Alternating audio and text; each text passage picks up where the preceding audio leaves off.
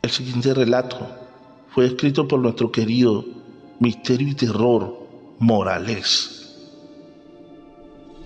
el vademecum de la bruja. Toda esta historia comienza cuando una mujer que se decía que era bruja murió en la absoluta pobreza. Al entrar en su casa no había ni un grano de arroz, ni un poco de café o chocolate. No entendían de qué se podía alimentar, ya que pocas veces la veían salir de casa. Nadie prestó mucha atención al asunto. Era una pobre vieja que se creía bruja, pero solo era una mujer en la miseria. Pero después de su muerte las cosas empezaron a hacerse extrañas. Cuando llegaba la noche, en la casa de la bruja se escuchaban ruidos, se veían luces, como si alguien caminara dentro de la casa. A la mayoría de personas les daba temor acercarse a ese lugar. Decían que el espíritu de la bruja seguía rondando por allí. Antes, solo pensaron que era una pobre vieja. Ahora le temían a su vieja casa de tablas. Dos hombres, un poco menos crédulos de temas de brujas, creyeron que tal vez era que la vieja había dejado algún tesoro, tal vez joyas o oro. Una noche se fueron a figonear por allí, a ver qué había. Llegaron cuando ya el reloj había pasado de las 10. Desde fuera empezaron a espiar y efectivamente escucharon una voz dentro de la casa. Aunque no entendía muy bien, decía así: Volunam notem revispicere, per potentiam quam mihi dat satane. Primero, solo escucharon la voz, pero en un momento dado en la casa se hizo un remolino de viento de humo negro. Cuando la vieron aparecer dentro de ese remolino, era la anciana bruja, pero se le veía fuerte y ágil. Dio un salto y salió de la casa. Voló por los aires dando un chillido y una carcajada. A pesar del miedo que sintieron, su ambición los llevó a pensar que si tenía tanto poder para volver después de la muerte, tenía que tener algo de valor en esa vieja casa. Entraron y empezaron a buscar por allí y por allá. Basuras en realidad, y ratas es lo que había ahí. Pero encontraron algo que les causó curiosidad. Un libro que al parecer estaba forrado en cuero. No se sabe si de persona o animal. En su pasta con letras rojas, como sangre, decía: Vademecum Brujes. Pero este sí tenía en letras pequeñas su traducción al español: Vademecum Brujas. En vez de sentir miedo, empezaron a leer los conjuros que allí habían. Muchos de ellos tenían traducción, otros no. Allí supieron que dijo: quiero volver a la vida una noche más, por el poder que me das, Satanás. Pensaron que ese libro podía tener valor y se lo llevaron de allí. Eran casi las 3 de la mañana cuando llamaron a una cantina que, aunque no funcionaba toda la noche, te vendían licor a la hora que fuera por un poco más del precio normal. Compraron una botella de aguardiente y le enseñaron al cantinero el libro. Le contaron la historia de cómo se lo habían traído de allí. El cantinero se echó la bendición y les dijo que era mejor devolverlo. Con esas cosas era mejor no jugar. Ellos no hicieron caso y siguieron camino abajo. El cantinero, segura que poco tiempo después de ellos se marcharon, vio pasar la sombra de una mujer detrás de ellos. En la propia ventana del cantinero dio una risotada que le hizo helar la sangre. Lo hizo como si supiera que él la estaba mirando y supiera la verdad. Unos 100 metros después de la cantina encontraron al primero. No se sabe en realidad cómo pudo ser colgado de un árbol, casi a 20 metros del suelo. En una misma rama del árbol lo ahorcaron. El otro estaba un poco más lejos, por un camino un poco transitado. Al parecer huía de algo y tomó un sendero diferente al camino principal. Este murió de miedo. Tenía una mueca de terror y sus ojos desencajados decían que lo que vio no fue una simple bruja. Se desprendió su corazón del miedo. Del libro nada se supo, de la bruja aún menos.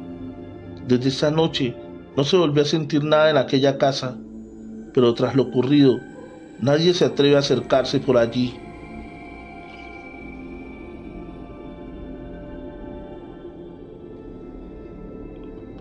Una historia de brujas. Esta es una historia muy mencionada en Los Arenales, lugar donde nací y viví hasta la edad de 18 años. La señora Rosa, además de ser partera y yerbatera, tenía fama de ser una bruja de gran conocimiento, pero así como era partera, también practicaba abortos. De la señora Rosa se cuentan muchas historias. Yo en especial vengo a contarles la de mi tía María. Cuando mi tía era muy joven, se enamoró perdidamente de un hombre un tanto mayor que ella. Aunque mis abuelos se interponían en esta relación, ella siguió con ella hasta que descubrió que dicho hombre tenía otra mujer y tenía planes de matrimonio. Este fue un golpe mortal para mi tía. Dejó de comer, de dormir. Solo era llorar y llorar. Mi madre, que es la mayor de las hermanas, le dijo a mi abuela que le diera tiempo, que pronto se le pasaría ese desamor. Y así fue. En cosa de 2 meses, mi tía no sufría por ese hombre. Por el contrario, lo odiaba. Después de que mi familia creían que todo estaba bien, mi tía empezó con malestar, vómitos, fiebres y diarreas a todo momento. No le paraba nada en el estómago, como diría la abuela. Los médicos nada pudieron hacer para su mejoría. Cada día era peor. Era una calavera andante. Aunque mi familia nunca fueron de creer en brujas, recurrieron donde la señora Rosa.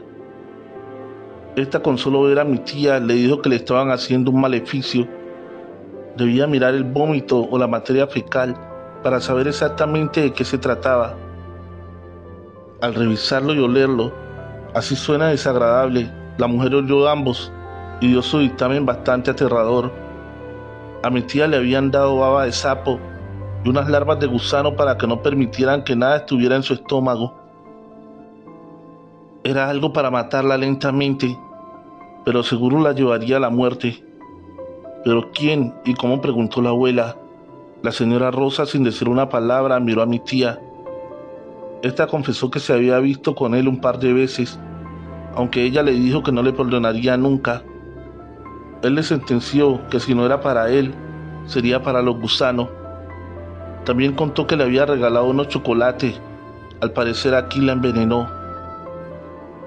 Doña Rosa no se sorprendió. Lo que hizo fue que le preparó un bebedizo a mi tía. Este estaba hecho a base de ruda, una planta muy olorosa.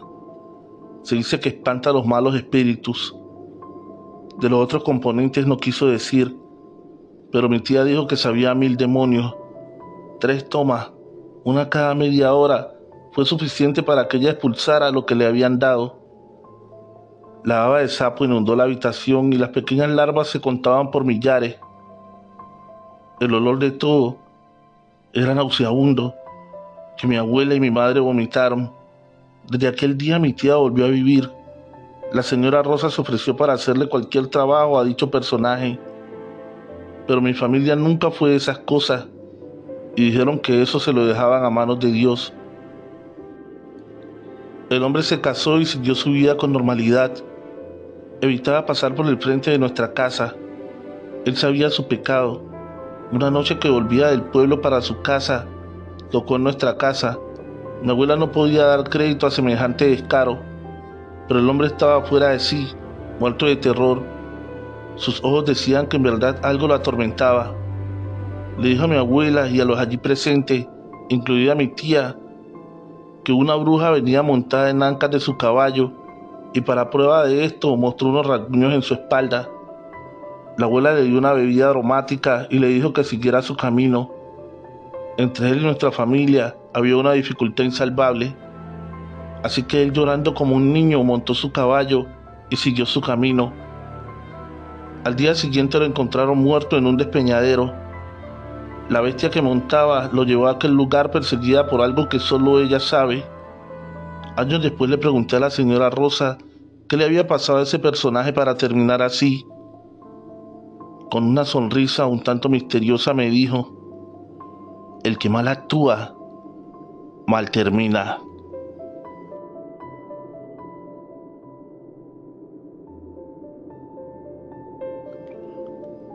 La siguiente historia de brujería fue escrita por Ale Morales Gómez. En la descripción estoy dejándote el link de su página de Facebook. Síguelo. Trabajo de bruja. Araceli era una mujer bella, pero nunca había tenido un enamorado. Fue así que con el primero que habló organizó matrimonio. Ellos vivían en Los Altos, como llamaban aquella región. La verdad es que era una pareja feliz en cuestiones de amor. Pero ella era una desdichada en su vida cotidiana. Todo empezó unos 20 días después de su matrimonio.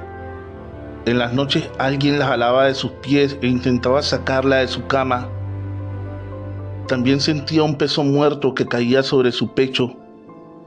Era tan fuerte el jalón de sus pies que a la mañana siguiente tenían sus piernas morados y arañazos. Ella intentaba despertar a su esposo, pero no era capaz de gritar o advertirle con sus manos. Era como si estuviera paralizada. Esto se hizo tan fuerte que no podía dormir ni un solo minuto en la noche. En el día pasaba como autómata. Muy pronto quedó embarazada y eso que venía en las noches dejó de visitarla. Pero otros sucesos extraños empezaron a ocurrir en la casa. Sillas y mesas que se movían solas, pasos en la noche que la perturbaban. Su esposo siempre decía que no escuchaba nada. Puertas que se abrían solas, lamentos y gritos en medio de la noche. Ella creía que se estaba volviendo loca. Después de que nació su primer hijo, en las noches volvió eso que le impedía dormir. Ese peso que era tan fuerte que ella sentía morir. Así que optó por dormir en el día. La primera vez que lo hizo se arrepintió, ya que al quedarse profundamente dormida escuchó el llanto del niño fuera de casa. Sintió enloquecer. Corrió afuera. No podía dar crédito a lo que veía. Su pequeño estaba en un gran árbol. Casi no logra bajarlo de allí. Ni de día ni de noche podía conciliar el sueño. Tuvo 2 hijos más. En sus 9 meses de embarazo, era la única manera que podía dormir en la noche. Ya se había acostumbrado a los ruidos y lamentos de la casa. También había consultado con varias brujas de la región, pero la respuesta de todas era la misma. El trabajo que le estaban haciendo era bastante delicado y difícil de enfrentar. Casi 6 años vivió Araceli en este infierno. Los niños muchas veces despertaban llorando en la noche o a plena luz del día, porque decían que un hombre muy negro estaba en la casa. Araceli sentía que no podía más. Aunque le insistió a su esposo de cambiar de residencia, él siempre decía que cómo iba a dejar la casa que era la herencia de su padre. Una tarde que subía un anciano que le decían Toto, el cual tenía fama de ser brujo, pero nunca se le vio ejercer tal profesión. Desde que vio a Araceli, dijo que en ella algo no estaba bien, algo que cualquiera podía notar, ya que la pobre mujer estaba solo en los huesos. Ella sintió un alivio con solo ver a Toto y le pidió ayudarla. Él se quedó pensativo y le dijo que él ya no hacía esa clase de trabajos. Ella cayó de rodillas y le imploró sacarla de ese infierno. Toto la miró fijamente y le dijo que le dijera todo lo que estaba viviendo. Ella le narró cada parte de su suplicio. El anciano no hizo nada como lo hacen otros. Simplemente le dijo que alguien cercano la odiaba y quería su muerte. Solo que ella era una mujer fuerte y había resistido. Ese alguien era una bruja. En las noches era quien la visitaba. Cuando estaba embarazada no podía hacerlo porque el feto es luz, es la muestra de Dios en la tierra. Como no podía hacerlo en el día, porque las brujas con la luz del sol no tienen poder, había dejado restos de algún muerto en la casa. Este era quien visitaba en el día, o el que hacía ruidos en la casa. Le dijo también que este muerto hace lo que hace, porque la bruja no lo deja descansar en paz. Le promete dejarlo volver a la luz cuando acabe con ella. Lo primero era buscar en toda la casa un objeto extraño. Este debía tener un polvo entre café y negro, y muchas veces algunos huesos. Después de encontrarlo, debía llevarlos al cementerio y enterrarlos. Donde los dejara, debía encender una vela blanca y dejar un vaso de agua. Le advertía que ella liberaría esa alma, y ésta se vengaría de quien no la permitió descansar. Araceli dijo que no le importaba. Si esa persona fuera quien fuera, había sido capaz de hacerle tanto daño, que pagara las consecuencias. Ahora ese era el primer paso para espantar esa alma en pena por culpa de la bruja. El segundo era sembrar alrededor de la casa 12 plantas de estramonio, una planta que espanta a las brujas. Pero cada que se sembrara uno, debía rezar esta oración: con el poder de Dios y el Espíritu Santo, te cierro el paso a mi casa, a mi vida y a mi familia. Cada que se sembrara uno, debía rezar la oración: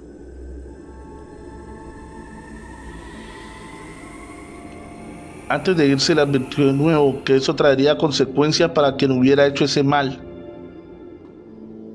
Araceli le preguntó cuánto le debía. Él le dijo que nada, solo debía rezar una oración por él cada que fuera a misa.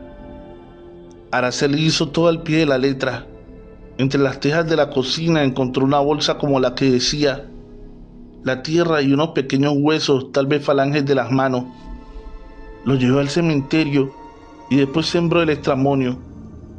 En casa todo era paz, pero unos 20 días después de esto, a su esposo le llegó una noticia que su hermana Magnolia estaba muy enferma y que fuera a verla. Araceli dejó los niños con su madre y acompañó a su esposo. A pesar que Magnolia poco los visitaba, era muy querida por ella porque se conocían desde niñas. Desde que entraron en casa, Araceli supo la verdad. Dio unos pasos atrás y se retiró de la casa. El esposo no le preguntó nada. Volvieron a casa y ella se enteraba de cómo le estaba pasando su cuñada, por lo que decía su esposo. Ella nunca volvió a visitarla. Casi 2 años duró el infierno de Magnolia. Murió en los huesos, ya no podía comer y los médicos no podían decir qué mal la quejaba. Cuando murió, el esposo de Araceli estaba a su lado. Las últimas palabras antes de morir fue: dile a Araceli que me perdone. Él no entendió nada. Aún así le dio la razón a su esposa. Araceli nunca supo por qué su cuñada y amiga quiso hacerle ese daño. El siguiente relato fue escrito por Misterio y Terror Morales. El ermitaño. Estas son las historias que te dejan mucho que pensar, pero nada sacas en concreto. Si intentas hacerlo, puedes enloquecer. Esta es la historia de un hombre que vivía en una cueva a la orilla del río. Era muy alto, barbado y sucio.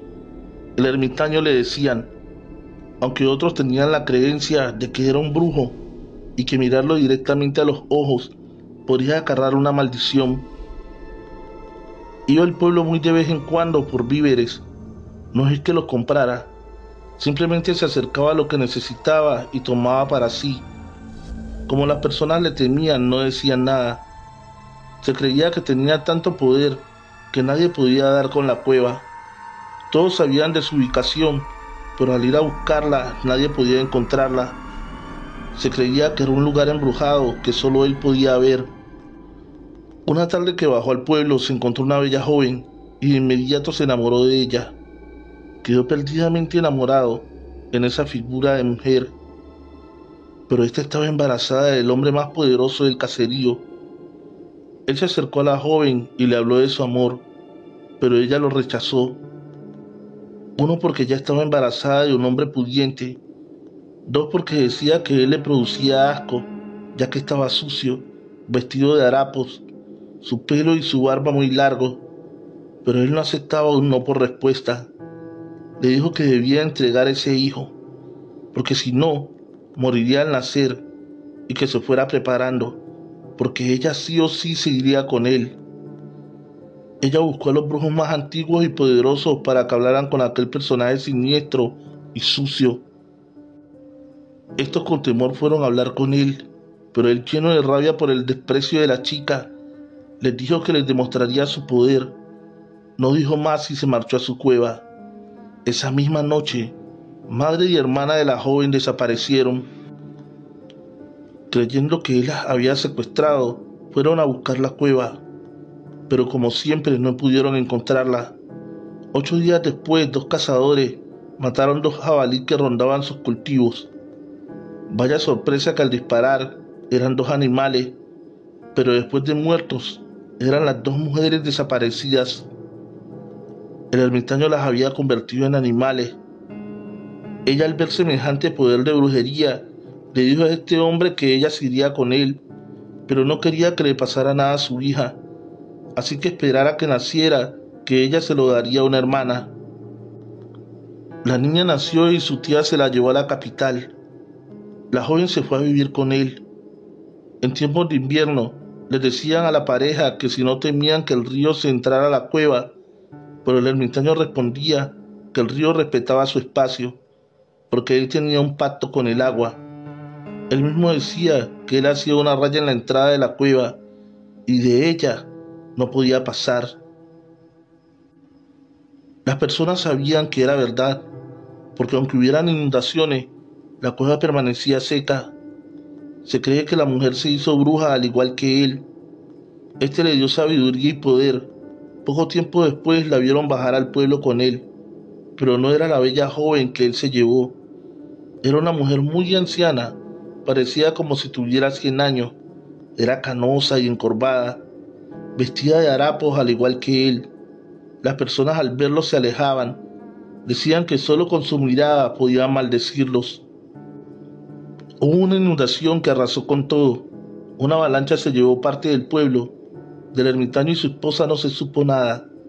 Desaparecieron para siempre o murieron en la inundación. Sus cuerpos nunca se encontraron. Un hombre que fue de la capital a estudiar el caso del ermitaño asegura que no era un brujo, que era un viajero del tiempo, y la cueva era un portal. Aún más extraña esta versión. Sé que esta es una historia de las que no se puede decir nada lógico. La narro aquí porque la escuché de la propia hija de la mujer que se perdió con el ermitaño. Trovadores, recuerda dejar tu pulgar arriba y un comentario. El compartir este video en tus redes sociales nos ayudará a seguir creciendo. Si aún no estás suscrito, dale fuerte al botón rojo de suscripción y activa las alertas. El vuelo de las brujas. Se contaba un sinfín de historias de brujas, hombres que visitaban en las noches y no los dejaban dormir. A otros tantos los hacían perder el camino y llegaban tarde a su destino. También se contaba de caballos y reses que molestaban las brujas en las noches. Los perros aullaban al sentir la presencia de las mismas. Así fue que llegué a ese poblado sin saber nada del tema y mucho menos de creer en esas historias. Pronto me hice amigo de Araceli. Subí a visitarla cada tarde. Vivía en lo más alto del poblado. Aunque el camino que llevaba a su casa no era un bosque como tal, sí estaba rodeado de varios árboles muy altos. Un domingo después de eso de las 9 de la noche, me fui a despedir de ella y su madre. Pero ambas me advirtieron que sería mejor que durmiera allí, ya que esa era una noche muy propicia para las brujas. La verdad es que ya había dormido en algunas ocasiones en casa de Araceli. Aunque aún no era mi novio oficial, sí teníamos algo. Pero al día siguiente debía estar temprano en la escuela. Yo era profesor allí, así que no quería tener que madrugar tanto al día siguiente. Les dije con confianza y mucha sinceridad que no creía en esas cosas. Ellas sonrientes me dijeron que sería mejor que creyera, ya que por esos lados era muy común verlas. Me despedí sin más preámbulos. Había caminado poco más de 500 metros cuando escucho el volar de varias aves, y digo aves por tener una referencia de algo, pero lo que volaba sobre los árboles era algo bastante grande y en una buena cantidad. Me paré en seco intentando identificar qué podía ser. El volar de aquello seguía, pero no podía saber qué era. Seguí mi camino. Al dar algunos pasos, escucho una risa tenebrosa, la conocida risa de una bruja. Esta fue acompañada de varias más. Eran brujas los que volaban sobre mí. Apresuré el paso. Aunque no creía en esas cosas, en ese momento sentí miedo. Ellas seguían riendo como sintiendo mi temor. Ya no iba a pasos ligeros, ahora corría, pero debí detenerme. El camino, aunque era visible y bastante amplio, había desaparecido. Allí no había ningún sendero para seguir. Todo eran árboles tupidos y las risas sobre estos. ¿Qué podía hacer? Correr en cualquier sentido. Después de casi una hora de correr perseguido por aquello, caí al suelo exhausto. No me importaba nada lo que me pudieran hacer las brujas, que fuera lo que Dios quisiera. Al caer de rodillas veo el camino. Lo más extraño de todo es que estoy en el mismo lugar donde escuché el volar de las risas por primera vez. No había ido a ningún lado, pero estaba sumamente cansado. Así que sin mucho pensarlo, volví a casa de Araceli. Pronto llegué allí sin ningún contratiempo. Casi tumbo la puerta de la casa golpeando para que me abrieran, pero nadie salía. No podía ser que madre e hija tuvieran el sueño tan profundo. Rodeando la casa pude verlas cada una en su habitación. Dormían completamente desnudas, Araceli en su cama, la madre de esta en el piso de su habitación. Ambas estaban embadurnadas de una materia viscosa. Fue a gritarle a la madre para que me abriera, pero en algo que no había reparado antes me hizo desistir. La mujer estaba a algunos centímetros del piso, levitaba. Eso no era posible. Me acurruqué y me quedé mirándola. No podía ser. Qué locura era aquella. Ya casi al amanecer sentí el volar de aquello y posarse en el techo de la casa. Allí las vi. Sus figuras parecían de mujer, pero más como una sombra o un humo negro. Se podría decir que un alma oscura. Las vi hasta pasar el techo de la casa. Vi esa sombra entrar en el cuerpo de la señora. No sé cómo ser más específico. No sé cómo ser más específico. Simplemente entró por su pecho. Al entrar la mujer dio un suspiro y se volteó de la cama. Debo aclarar que todo este tiempo que estuve mirándola, nunca se movió. En el instante que ella se movió en la cama, afuera dio su primer canto el gallo. Ya llegaba la madrugada. Fui y me asomé a la habitación de Araceli. Esta dormía apaciblemente, con una sonrisa en los labios. Al parecer tenía sueños gratos. Aunque bella allí desnuda, entendía que no era una mujer a la que debería volver a visitar. El primer rayo del sol alumbraba en el cielo cuando emprendí camino al poblado. Al pasar por donde perdí el camino, pude notar mis pisadas en círculos. Todo ese tiempo no me fui del mismo lugar. Ese día no di clase. Al siguiente lo hice y al tercero renuncié. No quería estar más tiempo allí. No quería estar más tiempo allí. Claro que tuve problemas con mis superiores por dejar mi puesto así. Pero como decía mi padre, El miedo no tiene pantalones. El día que tomé el autobús que me llevaría a la ciudad, viajar a Celi parada en un andén, me miraba y me sonreía. Esa última vez la vi más bella que nunca, pero también más malvada. Al parecer se sentía orgullosa de ser una bruja. Trovadores, tenemos otros relatos más. Pero antes de continuar, por favor, deja tu pulgar arriba y un comentario. Eso nos ayudaría a que YouTube promocione este video. Continuamos. Cucharita de hueso. En mi juventud se escuchaba una canción que se llamaba La Cucharita de Hueso. Se trataba de un hombre que le regalaron una cuchara de hueso, pero al poco tiempo se la robaron. La realidad es que la canción no me interesaba mucho. Era una canción más para los abuelos, pero me causaba impresión una cuchara de hueso. ¿A quién pertenecía dicho hueso? ¿A un animal o a un ser humano? Me obsesioné tanto con el tema que buscaba animales muertos para sacar un hueso, así fabricar mi propia cuchara. Aunque los encontré, no eran de mi agrado. Al cumplir 16 años, me entré al cementerio con mi mejor amigo. Casi era la medianoche. Allí rodé la falange de una mano para fabricar mi propia cuchara de hueso. Resulta que la falange era muy pequeña para mi cometido, así que volví. En esta ocasión solo, porque mi amigo estaba muerto del miedo. Según leí, el fémur sería el hueso más idóneo para esta labor. No fue fácil, aunque el cuerpo estaba casi en los huesos pelados. Habían partes de piel tostada que lo sostenía. Al fin logré llevarme el hueso.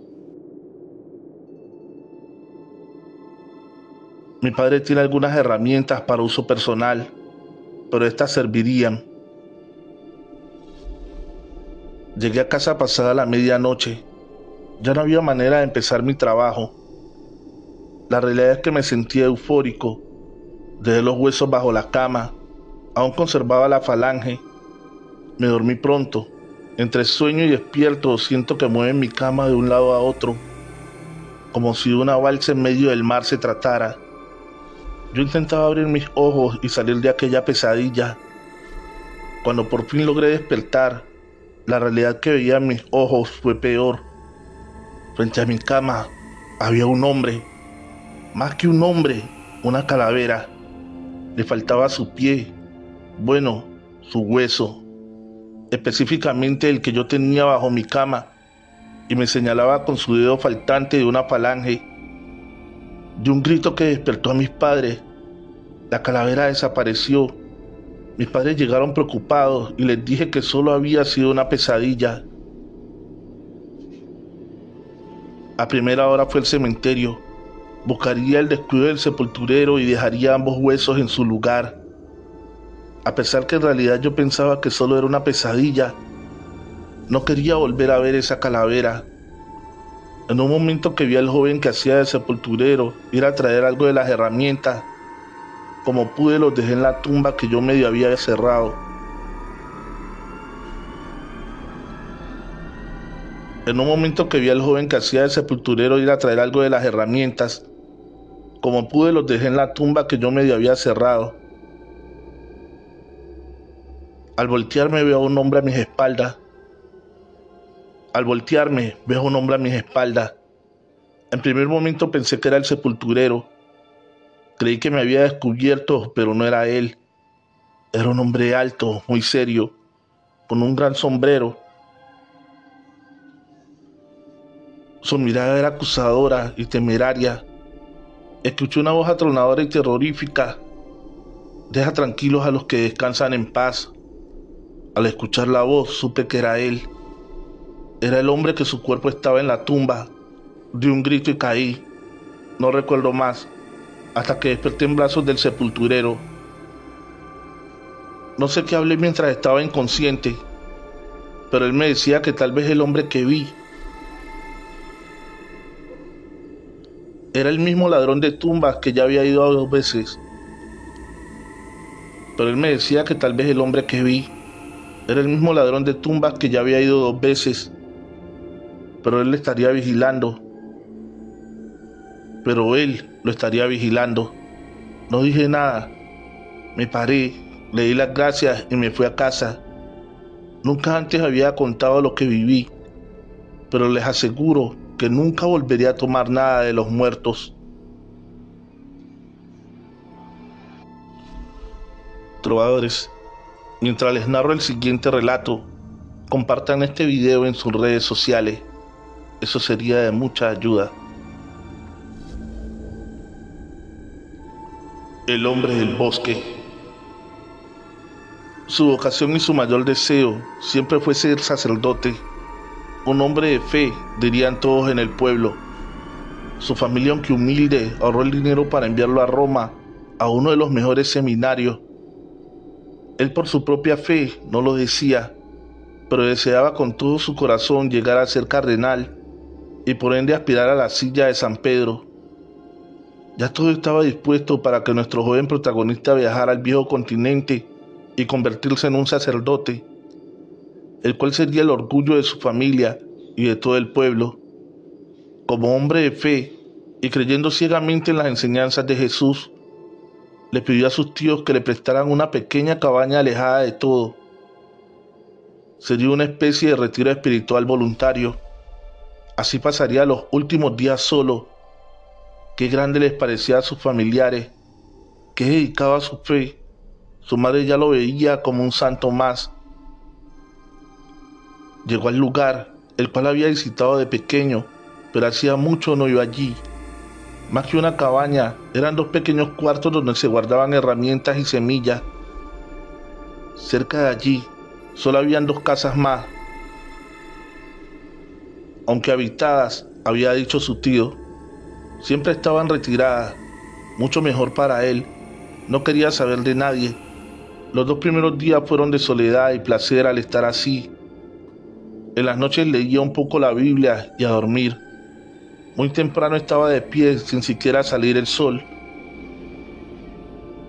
Se soñaba madrugando a tañer las campanas de su pequeña iglesia. Al tercer día salió a caminar un poco. Al llegar a un pequeño riachuelo la vio. Una mujer joven y muy bella. Lavaba ropa y cantaba.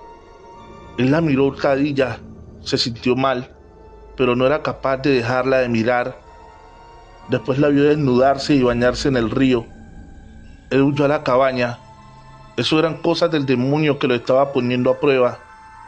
A pesar de sentirse culpable y pecador, volvió una y otra vez. Ya no huía, la miraba en silencio, oraba por su pecado, pero así y todo la espiaba. Se enamoró perdidamente de ella. Hacia la distancia, oraba, lloraba por su pecado, pero volvía cada mañana.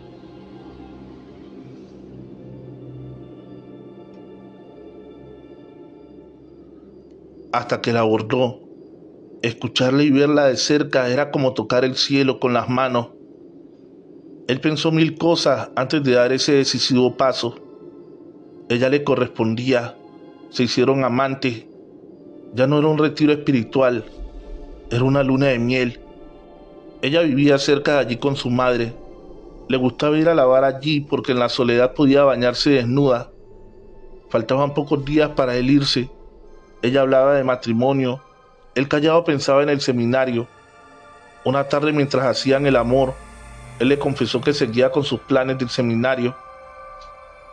Ella enloqueció, salió corriendo por medio del camino desnuda. Gritaba que no lo dejaría ir de allí, así tuviera que luchar contra el mismo Dios. Faltaban 2 días para marcharse. Hacía 3 que ella se había ido histérica. Hubiera querido despedirse de ella, pero ni modo. Esa era la voluntad de Dios. Ella sería su primera y única mujer. Es lo que quiso Dios. Así que él solo había cumplido con los designios del Creador. Esa última noche, Un gran vendaval cubrió la región. La lluvia fuerte golpeaba los techos, el viento rugía con fuerza, se escuchaba cuando arrancaba los árboles. Él hacía lo único que sabía hacer, rezar y pedir a Dios que pasara pronto la tormenta. Asegura él que en un momento dado sintió la risa de ella a través de la tormenta. Salió como loco en medio de la lluvia, llamándola por su nombre. Se perdió en medio del bosque que daba a los límites de la cabaña. 2 días después lo encontró un leñador, lo llevó a su cabaña. El joven le contó esta historia, también quién era su familia. Le aseguró que ella estaba allí en el bosque. El leñador buscó la manera de hacerle entender que por allí no vivía nadie. El joven desesperado huyó de nuevo y se perdió en la espesura de los árboles. El leñador buscó la familia de este y contó también esta historia. Los padres y tíos lo buscaron por varios días, pero nunca dieron con él. Desapareció.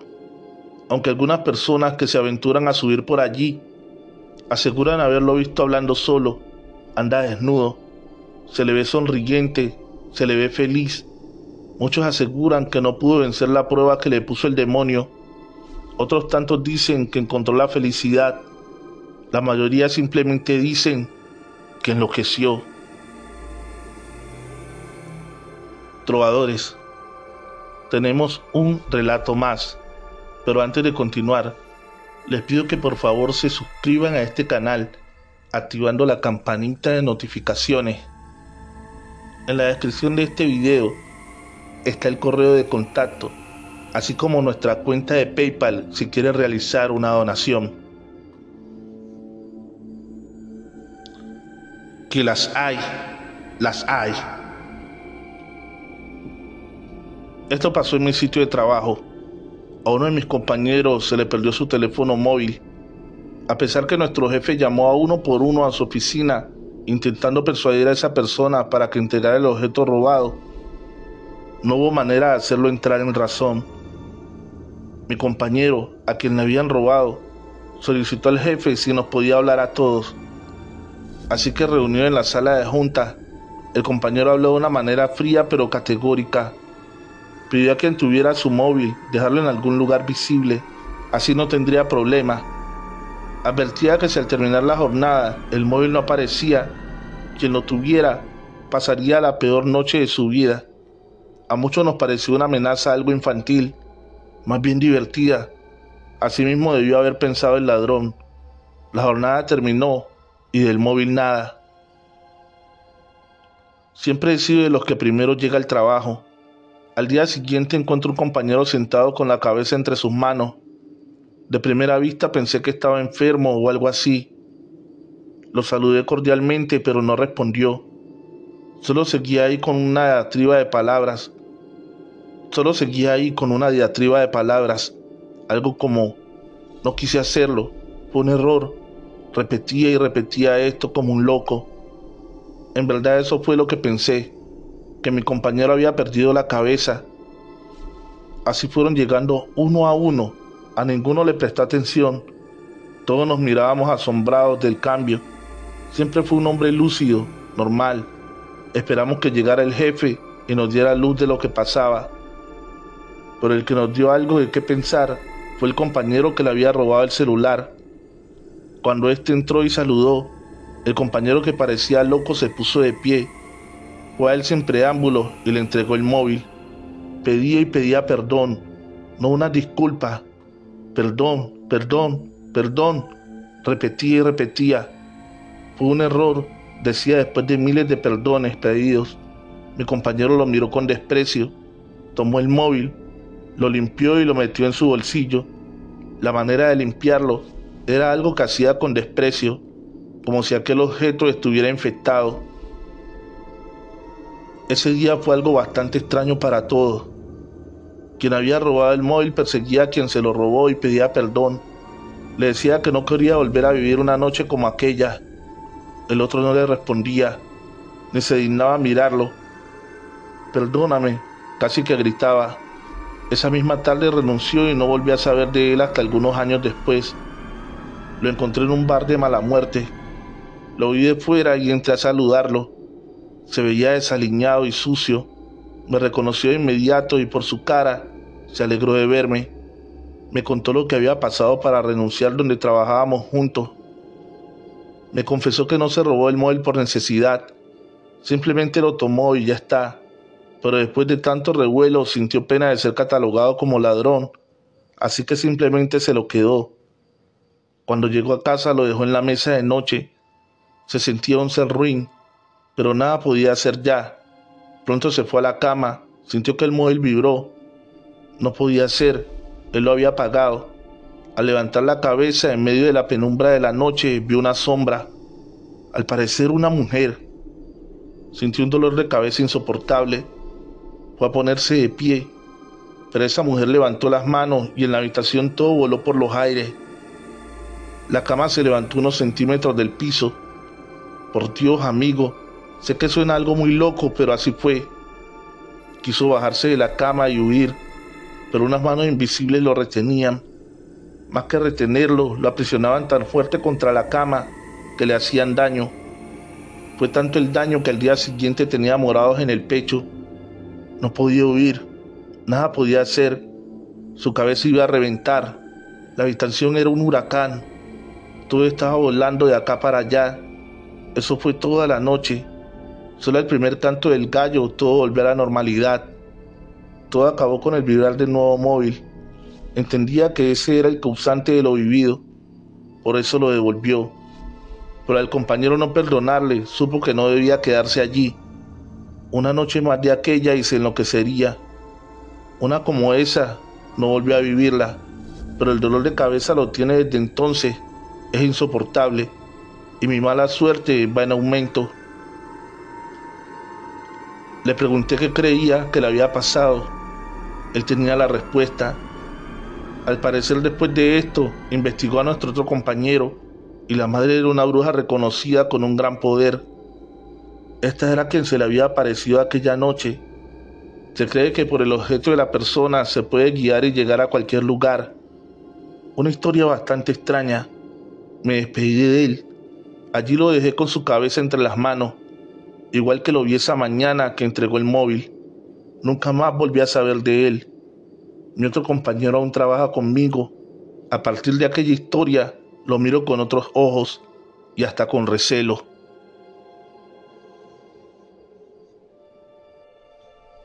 Hemos llegado al final de este episodio.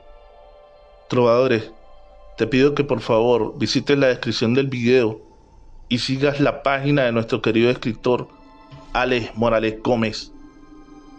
Puedes apoyarlo enviándole estrellas en cada uno de sus videos. Recuerda dejar tu pulgar arriba, un comentario y compartir este video en tus redes sociales. Eso nos ayudaría a seguir creciendo. Si aún no estás suscrito, dale fuerte al botón de suscripción activando la campanita de notificaciones. También estoy dejándote el link a mi cuenta de PayPal si deseas realizar una donación para seguir consiguiendo implementos y así ayudar a mejorar los podcasts de este canal.